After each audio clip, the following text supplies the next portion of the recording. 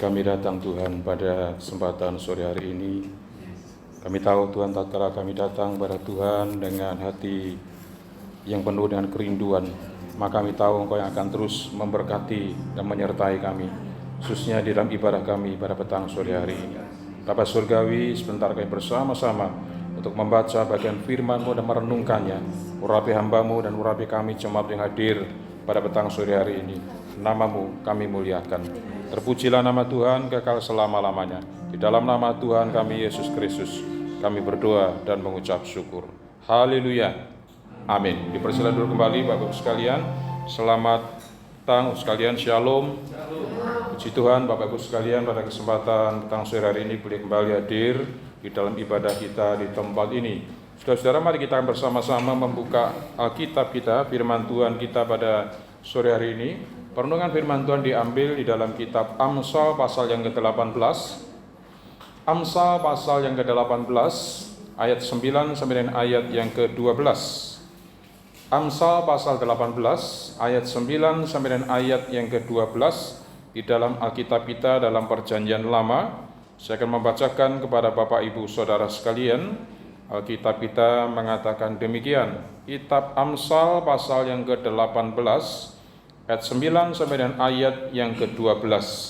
Firman Tuhan berkata demikian. Orang yang bermalas-malas dalam pekerjaannya sudah menjadi saudara dari si perusak. Nama Tuhan adalah menara yang kuat. Kesanalah orang benar berlari dan ia menjadi selamat. Kota yang kuat bagi orang kaya ialah hartanya, dan seperti tembok yang tinggi menurut anggapannya. 12. Tinggi hati mendahului kehancuran, tetapi kerendahan hati mendahului kehormatan. Puji Tuhan. Bapak Ibu sekalian, pada kesempatan petang sore hari ini kebenaran firman Tuhan akan kita renungkan bersama-sama, mengambil judul yaitu Nama Tuhan adalah menara yang kuat. Nama Tuhan adalah menara yang kuat. Bapak Ibu, saudara-saudara sekalian yang dikasihi Tuhan, beberapa tahun yang lalu, saudara, kita tentunya pernah mengenal seorang yang bernama Michael Jackson. Saudara pernah melihat filmnya atau mungkin saudara juga kenal lagu-lagunya. Michael Jackson tentunya tidak asing lagi bagi kita bersama-sama, betul ya? Saudara sekalian, siapa Michael Jackson? Michael Jackson seorang penyanyi, dia seorang penulis lagu, sekaligus dia seorang penari latar, ya, yang cukup terkenal sekali pada waktu itu. Dia berasal dari Amerika Serikat dan dia dibesarkan dari kecil. Dia memang menyukai dunia musik sampai dia besar dan kemudian menjadi seorang penyanyi solo dewasa yang begitu sangat terkenal beberapa tahun yang lalu, Bapak Ibu sekalian, ya. Seorang yang begitu sangat terkenal karena memang anak-anak muda pada zaman itu sangat menyukai penampilan Michael Jackson, ya, baik itu penampilannya waktu dia menyanyi, kemudian juga dia menari, itu ada teknik-teknik yang anak muda itu begitu gandrungi sekalian. Begitu sangat terkenal sekali. Nah, bukan hanya dia terkenal melalui penampilan di panggung dunia seni, dunia bakat dia menyanyi, tapi juga dia terkenal karena kekayaannya. Ya, hampir 10 tahun, sekitar 40 tahunan begitu, dia sangat terkenal sekali karena memang kaya sekali, ya. Selain dia punya properti, juga memiliki kumpulan mobil mewah, dan juga dia memiliki beberapa tempat-tempat yang memberikan kesenangan bagi dirinya. Sekalian yang dikasihi Tuhan, ternyata di dalam ketenaran Michael Jackson, dia punya sisi gelap dalam dirinya. Apa itu, Bapak Ibu sekalian? Ternyata saudara, dia terkena satu penyakit yang cukup kronis sekali dalam dirinya. Ya, bertahun-tahun dia memiliki penyakit yang begitu sangat mengancam jiwanya, sehingga dia harus lari kepada obat-obatan terlarang, ya. Lari kepada obat-obatan terlarang, obat-obat bius, narkoba sekalian, sehingga dia melarikan diri dari kenyataan yang dia alami. Sehingga waktu akhir hidupnya dia mengatakan bahwa sebetulnya saya melarikan diri kepada dunia menyanyi. Dunia panggung, seni berbakat itu merupakan dunianya. Dia lari meninggalkan segala kenyataan hidup, dan akhirnya Bapak Ibu sekalian, dia mati karena kanker pankreas, ya. Dan maaf kata sekalian, Michael Jackson belum percaya kepada Kristus pada waktu itu, amat sangat disayangkan. Saudara-saudara sekalian, Michael Jackson melarikan diri dari kenyataan hidup, lari kepada sesuatu yang sifatnya menyenangkan dirinya. Dia lari kepada kekayaannya, dia lari kepada ketenarannya, dia lari kepada dunia panggung, dunia yang saat itu mulai menjadi satu kegemaran dalam dirinya, tetapi lupa kepada Allah, tidak pernah mengenal Allah. Nah, akhirnya mati, meninggal dunia karena kanker. Bapak Ibu sekalian yang dikasihi Tuhan, berbeda dengan apa yang ditulis dalam kitab Amsal. Amsal memberikan satu bentuk pernyataan kebenaran firman Tuhan kepada kita semua. Bagaimana Bapak Ibu sekalian, orang yang percaya kepada Allah itu bisa lari kepada menara yang kokoh, menara yang kuat, yang dinyatakan dalam kebenaran firman Tuhan kita pada petang sore hari ini. Ya, kebenaran firman Tuhan memberikan judul perenungan kepada kita, nama Tuhan adalah menara yang kuat. Nah, pertanyaan kita, perenungan kita pada sore hari ini, Bapak Ibu Saudara-saudara, mengapa penulis Amsal mengatakan dan perenungan kita memberikan satu pernyataan, mengapa nama Tuhan itu disebut sebagai menara yang kuat? Saudara-saudara, alasan yang pertama, mengapa nama Tuhan disebut sebagai menara yang kuat? Alasan yang pertama, Bapak Ibu sekalian, oleh karena di dalam nama Tuhan ada perlindungan yang kokoh. Ini alasan kita yang pertama. Mengapa nama Tuhan adalah menara yang kokoh? Oleh karena apa? Di dalam nama Tuhan itu merupakan satu bentuk perlindungan yang kokoh. Mari kita lihat di dalam ayat yang ke-10 dikatakan demikian. Nama Tuhan adalah menara yang kuat. Nama Tuhan, Bapak Ibu sekalian, dikatakan menara yang kuat. Nah, pada zaman dahulu, Bapak Ibu saudara-saudara, menara itu merupakan satu tempat di mana memiliki banyak fungsi. Ada beberapa fungsi yang digunakan waktu itu ketika orang berperang. Sebagai akhir perang daripada orang-orang pada waktu itu, mereka harus bersembunyi di satu tempat yang namanya menara. Mereka bersembunyi di tempat itu untuk apa? Supaya musuh tidak bisa menyerang. Itu tempat menara yang kokoh. Orang-orang berlindung di tempat itu supaya apa? Supaya musuh ketika menggempur mereka, melawan mereka, itu terlindung dengan menara yang kokoh tadi. Itu tempat perlindungan, ya. Itu sebagai tempat di mana orang-orang bernaung daripada musuh supaya musuh tadi tidak bisa mengalahkan dia. Berlindung pada menara yang kokoh. Nah, selain sebagai tempat perlindungan, menara yang kuat, menara yang kokoh tadi, itu juga dipakai sebagai tempat pengintaian. Mengapa? Karena menara itu tinggi, Bapak Ibu sekalian, maka orang yang berlindung di menara itu, mereka bisa mengintai dari tempat ketinggian tadi. Mereka melihat sampai di mana musuh itu akan datang menyerang. Mereka lihat dengan jelas. Dari tempat ketinggian, mereka lihat, oh itu musuh masih jauh. Oh itu musuh sudah mendekat, dia bersiap sedia, Bapak Ibu saudara. Jadi menara itu fungsinya sebagai tempat pengintaian. Mereka mengintai sejauh mana musuh itu bisa menyerang mereka. Bapak Ibu saudara sekalian kasih Tuhan, itu fungsi daripada menara yang kuat tadi. Mereka berlindung, mereka mengintai, mereka bersembunyi di tempat itu dari serangan musuh. Nah itu fungsi menara pada masa itu, Bapak Ibu saudara-saudara. Tadi katakan di dalam kebenaran firman Tuhan, Alkitab kita mengatakan tadi dalam ayat 10, nama Tuhan adalah menara yang kuat. Apa maksudnya Bapak Ibu saudara-saudara? Nama Tuhan kok dikatakan menara yang kuat, maksudnya apa? Bapak Ibu sekalian, nama Tuhan itu bukan berbicara tentang simbol, ya. Oh nama Tuhan itu simbol aja, sebagai tanda saja. Itu sebagai identitas diri Tuhan, itu nama Tuhan. Bukan Bapak Ibu saudara-saudara. Nama Tuhan itu berarti berbicara tentang karakter Allah, ya. Nama Tuhan berbicara tentang karakter Tuhan yang dinyatakan kepada kita. Artinya apa? Saudara, karakter Tuhan itu berbicara tentang kedaulatan Allah, berbicara tentang kesetiaan Allah, berbicara tentang kemahakuasaan Allah. Itu karakter Allah. Jadi nama Tuhan adalah menara yang kuat, itu berbicara tentang karakter daripada Tuhan sendiri. Jadi bukan berbicara tentang nama, oh simbol aja ini Tuhan, ya. Oh ini hanya sebagai tanda saja, enggak. Tapi nama Tuhan itu adalah perwujudan dari karakter Tuhan. Allah punya karakter. Karakternya apa? Dia maha kuasa, dia berdaulat penuh, dia setia, dia mengasihi umat Allah. Itu karakter Tuhan. Nah, kebenaran firman Tuhan mengatakan nama Tuhan itu menara yang kuat. Bagi Bapak Ibu, saudara dan saya, ketika saudara datang kepada Tuhan, kepada nama Tuhan tadi, kepada karakter Tuhan tadi, kita akan bisa mengalami di mana Tuhan itu betul-betul menyatakan dirinya kepada kita. Kedaulatan Allah, kasih Allah, kesetiaan Allah, itu kita rasakan dalam kehidupan kita. Bukan sesuatu yang berbicara kosong, tidak ada artinya, enggak. Nama Tuhan itu berkuasa. Nama Allah itu sangat berdaulat penuh atas kehidupan kita, Bapak Ibu saudara-saudara. Nah, tinggal kita ini ya lari kemana, Bapak Ibu saudara-saudara ya.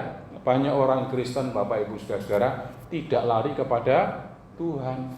Banyak orang Kristen tidak melarikan diri kepada Allah yang tepat. Sehingga apa akibatnya, Bapak Ibu saudara-saudara, ketika menghadapi berbagai macam persoalan, kesulitan di dalam dirinya, maka persoalan kesulitan semakin bertambah-tambah. Suatu kali Bapak Ibu sekalian, seorang anak kecil. Anak kecil ini dia sedang berlari yang cukup kencang sekali, saudara ya. Berlari yang penuh ketakutan, menangis di perjalanan. Lari kencang untuk meminta perlindungan. Karena apa? Dia sedang dikejar seekor anjing ya. Anjing itu ingin menggigit kakinya begitu. Wah, anak kecil ini berlari dengan sekuat tenaga, Bapak Ibu sekalian, mencari perlindungan.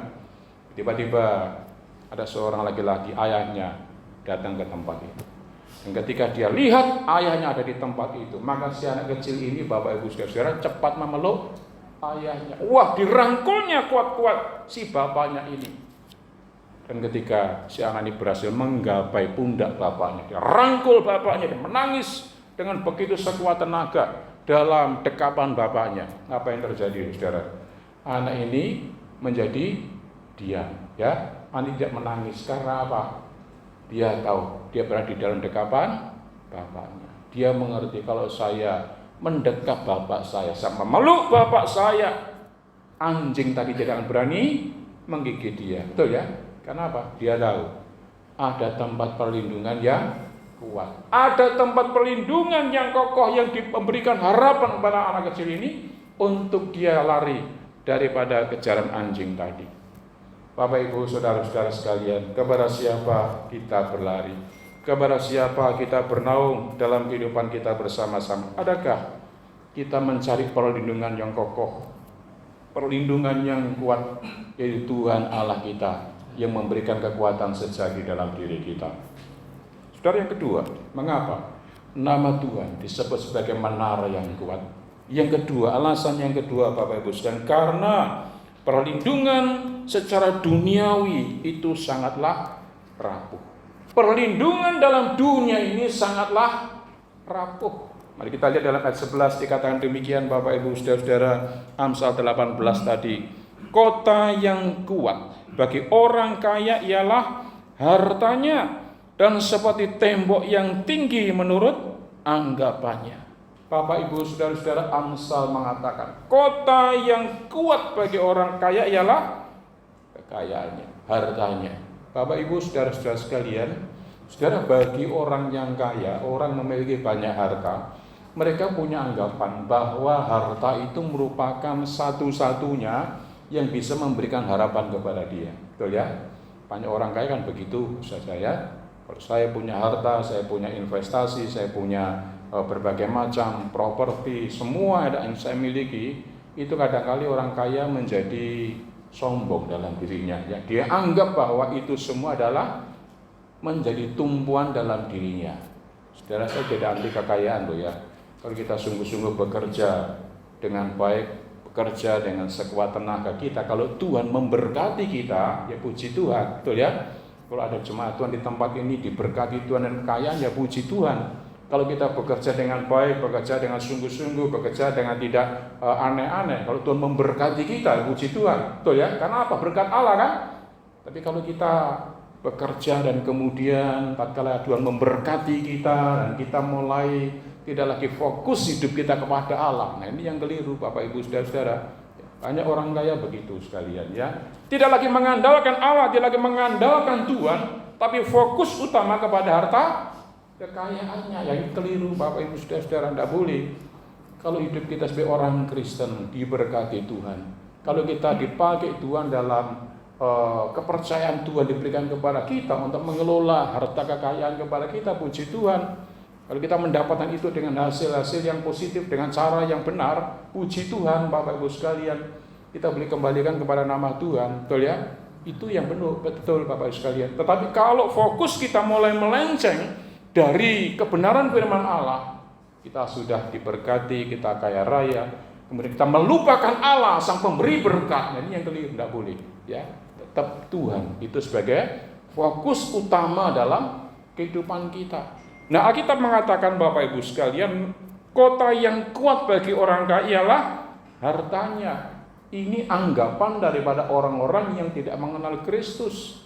Yang mengatakan bahwa anggapannya kekayaannya, hartanya itu sebagai kota yang kuat. Ternyata apa Bapak Ibu sekalian? Segala harta kekayaan kita itu sifatnya sementara. Sifatnya sementara Bapak Ibu Saudara ya. Kita bisa menikmati kekayaan dalam dunia ini paling umur berapa? Alkitab katakan umur kita berapa saudara paling lama? 70 sampai 80 tahun. Itu usia kita, usia manusia dalam dunia ini. Kita bisa menikmati itu semua. Tapi setelah itu kita kemana? Kalau kita lupa kepada Tuhan, tidak bisa menikmati selama-lamanya. Bapak Ibu sekalian kasih Tuhan, kita pernah mungkin mengenal seorang bernama Steve Jobs ya. Kalau HP saudara iPhone ya, Apple Bapak sekalian ya, itu yang menciptakan adalah Steve Jobs. Saya tahu Steve Jobs. Steve Jobs merupakan seorang pendiri Apple ya. Jadi kalau ada HP itu ada gambar Apple yang keruak begitu, itu Steve Jobs ya. Dia penemunya, dia pendirinya Steve Jobs Bapak Ibu sekalian. Steve Jobs seorang yang kaya raya, yang luar biasa. Saudara ya, yang mendapatkan kekayaan karena memang dia seorang penemu komputer digital waktu itu. Terkenal sekali dengan penemuan-penemuan dan HP maupun komputer dan sebagainya. Begitu sangat terkenal sekali karena memang dia pandai. Tetapi dalam sisi yang lain Bapak Ibu sekalian, Steve Jobs ternyata dia seorang yang tidak mengenal Kristus ya. Sekalipun dia mendapatkan kekayaan begitu sangat melimpah sekali, ternyata Bapak Ibu sekalian di sisi kehidupannya dia menghadapi masa-masa kelam ya. Ternyata apa? Ternyata dia mengidap satu penyakit yang sangat kronis sekali, dan waktu dia hampir meninggal, dia mencatat tulisannya dalam satu diary mengatakan demikian ya. Saya menyadari bahwa kekayaan yang saya banggakan sepanjang hidup saya tidak ada artinya di hadapan kematian yang semakin mendekat. Dia menulis demikian. Kekayaan yang dia miliki selama itu tidak ada artinya sama sekali ya. Dia kaya raya, kekayaannya tidak ada artinya sama sekali berkenaan dengan kematian yang sudah semakin mendekat. Dia katakan demikian di dalam diarinya Bapak Ibu Saudara. Dia catat dalam tulisan akhir. Dia mengatakan juga demikian, kita bisa menyewa orang untuk mengendarai mobil kita ya. Kita ini bisa menyewa orang. Kalau kita punya uang, kita bisa menyewa orang untuk mengendarai mobil kita ya. Kemudian katakan juga, kalau kita punya uang, ya kita bisa menghasilkan orang-orang yang bekerja untuk kita. Ya, kita mempekerjakan orang dan orang itu menghasilkan uang untuk kita ya. Tetapi dia katakan demikian ya, tidak ada orang yang seorang pun yang bisa kita sewa di mana orang itu mau menanggung penyakit kita ya. Dia katakan demikian. Saudara, sekalipun saudara kaya, kira-kira ya, saudara cari orang, ada enggak orang yang mau menanggung penyakit kita? Ada? Saudara mau bayar berapa loh saudara ya? Saudara punya uang yang banyak ya, kekayaan saudara melimpah. Saudara boleh cari orang dalam dunia ini, saudara, yang berani menanggung penyakit saudara. Kalau kita sakit biasa-biasa pun tidak ada orang yang kok nanggung penyakit, bagaimana? Maksud sakitnya dipindahkan begitu. Nah, Steve Jobs ini dia terkena penyakit kronis sekali, kanker pankreas, ya. Usianya masih muda, 56 tahun dan akhirnya dia meninggal dunia.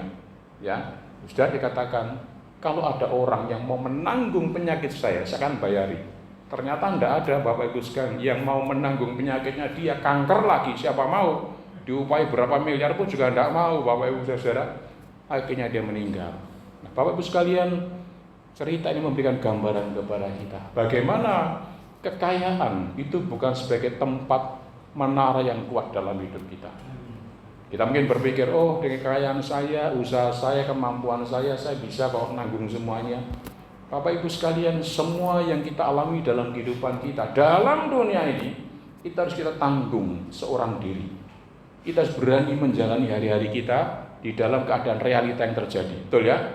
Masa kita sakit begitu kita mau melarikan diri begitu? Tidak mungkin, Bapak Ibu sekalian. Semua yang terjadi dalam kehidupan kita harus dihadapi dan kenyataan yang terjadi di dalam kehidupan kita. Tinggal kita mau mencari solusinya kemana, ya? Kita mau mencari jalan keluarnya kemana? Apa kita mengandalkan kemampuan kita, kekuatan kita, atau kita lari kepada menara yang kuat? Allah yang perkasa tadi memberikan kekuatan kepada kita. Bapak Ibu sekalian, itu yang kedua. Yang ketiga, yang terakhir, saudara, mengapa nama Tuhan disebut sebagai menara yang kuat? Yang ketiga, yang terakhir, itu orang yang rendah hati akan mendapatkan perlindungan Tuhan. Orang yang rendah hati yang datang kepada Tuhan sebagai menara yang kuat tadi, dia akan mendapatkan perlindungan Tuhan. Mari kita lihat Bapak Ibu saudara ayat terakhir, ayat yang ke-12 dikatakan demikian. Ayat 12, firman Tuhan mengatakan demikian, tinggi hati mendahului kehancuran, tetapi kerendahan hati mendahului kehormatan. Bapak Ibu saudara, Alkitab dengan jelas mengatakan orang yang tinggi hati mendahului kehancuran. Kita akan hancur dalam kehidupan kita. Tetapi orang yang rendah hati akan mendahului kehormatan, dihormati, dimuliakan, Bapak Ibu saudara. Bapak Ibu sekalian kasih Tuhan, kalau kita memiliki satu pengharapan, dia adalah menara yang kuat. Itu berarti apa? Kita adalah orang yang rendah hati. Orang yang rendah hati adalah orang yang mau datang kepada menara yang kuat. Betul ya? Orang yang rendah hati adalah orang yang mau datang kepada menara yang kuat tadi. Tapi orang yang sombong, orang yang congkak, mau datang pada menara yang kuat tidak akan mau. Karena apa? Saya mampu kok, saya bisa kok, saya punya kekayaan kok, saya punya harta benda kok, saya bisa ngatasi sendiri kok, kan begitu. Tapi orang yang lari kepada menara yang kuat tadi adalah orang yang rendah hati di hadapan Tuhan. Karena apa? Tanpa kerendahan hati tidak mungkin kita datang kepada Tuhan. Betul saudara? Kalau saudara sedang menghadapi pergumulan, menghadapi sakit, saudara datang kepada Allah, itu tandanya saudara apa? Membutuhkan Tuhan. Butuh Tuhan enggak saudara? Saudara sakit begitu ya, datang kepada Tuhan. Itu artinya saudara butuh Tuhan enggak? Kita butuh Tuhan. Kita butuh Allah. Karena apa? Saya butuh untuk disembuhkan. Aku butuh dipulihkan. Aku butuh mendapatkan pertolongan Tuhan. Kita rendah hati, datang kepada Allah, kan begitu. Tapi orang yang menyombongkan diri, Bapak Ibu Saudara, tidak akan mau datang kepada Tuhan. Buat apa datang kepada Tuhan? Saya punya pegangan kok, saya punya cadangan kok, saya punya ini itu kok. Begitu sekali. Ini orang tinggi hati. Orang yang rendah hati adalah orang yang menyadari dirinya rapuh, yang tidak bisa berbuat apa-apa, yang membutuhkan kuasa Allah, membutuhkan jamahan Tuhan dalam kehidupan kita. Nah, disitulah Tuhan akan mengangkat kita. Orang yang rendah hati dikatakan mendahului kehormatan, dimuliakan. Tuhan berkenan pada orang yang rendah hati. Yakobus mengatakan orang yang tinggi hati akan direndahkan. Orang yang merendahkan diri akan ditinggikan. Yakobus mengatakan demikian.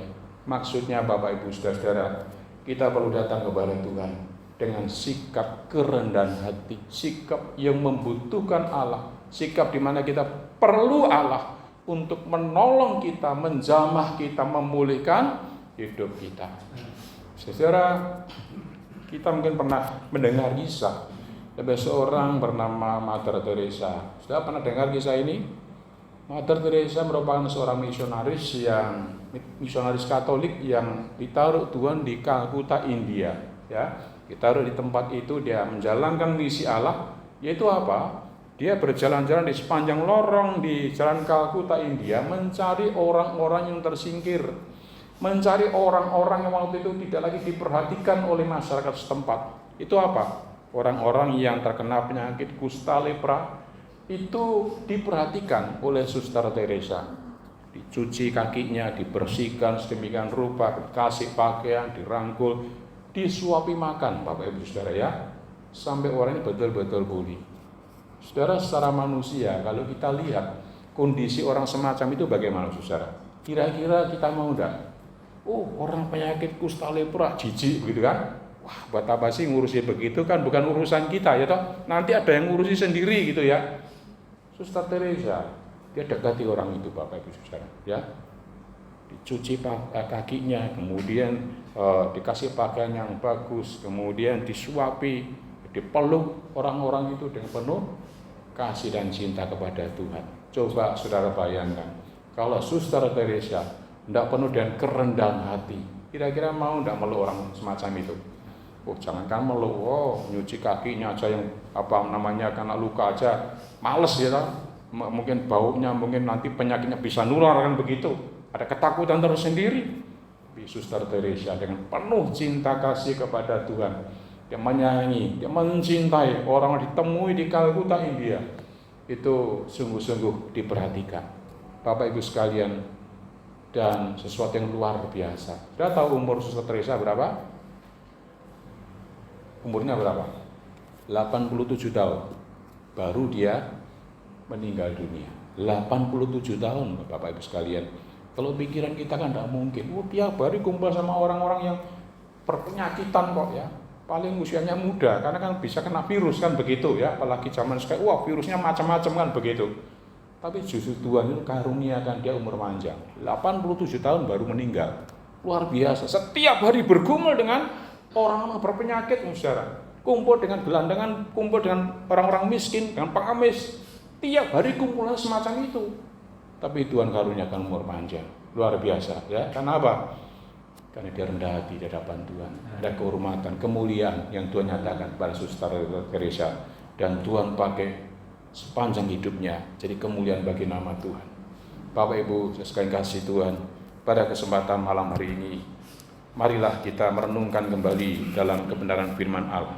Kepada siapakah kita semua berlari ketika sudah menghadapi pergumulan, kesulitan, tantangan hidup, kenyataan yang harus kita alami dalam kehidupan kita, ini sakit penyakit. Kepada siapa saudara berlari? Apa kita berlari datang kepada menara yang kuat tadi, kepada Allah Tuhan kita, atau kita lari meninggalkan dunia ini dan kepada hal-hal lain yang kita anggap lebih bisa dan mampu memberikan pertolongan? Malam hari ini mari kita datang kepada Tuhan, kepada menara yang kuat, menara yang kokoh tadi, yang memberikan harapan sejati kepada kita semua. Kiranya Tuhan akan meneguhkan kita dan menolong kita semua dengan kebenaran firman-Nya malam hari ini. Tuhan memberkati kita. Bapak Ibu, mari kita teduhkan hati kita di hadapan Tuhan. Mengundang pemain musik bisa maju ke depan. Kita angkat satu pujian bersama-sama. Ku hidup karena anugerah-Mu. Tidak satu pun yang dapat kubanggakan. Semua adalah cinta-Mu. Ini hidupku, pimpin jalanku. Yesus, pegang tanganku.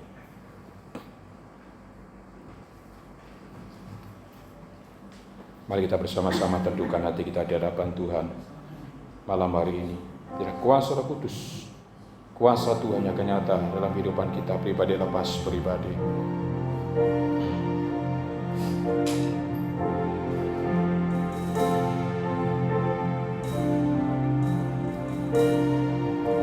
Hidup karena anugerah-Mu,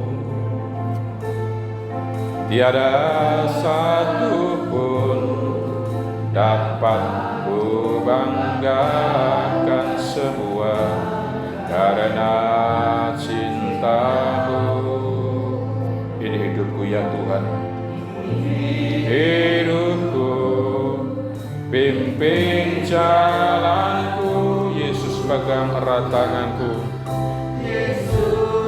pegang erat tanganku, ku tak dapat hidup di luar kasih. Bapa, jangan tinggalkan aku, Engkau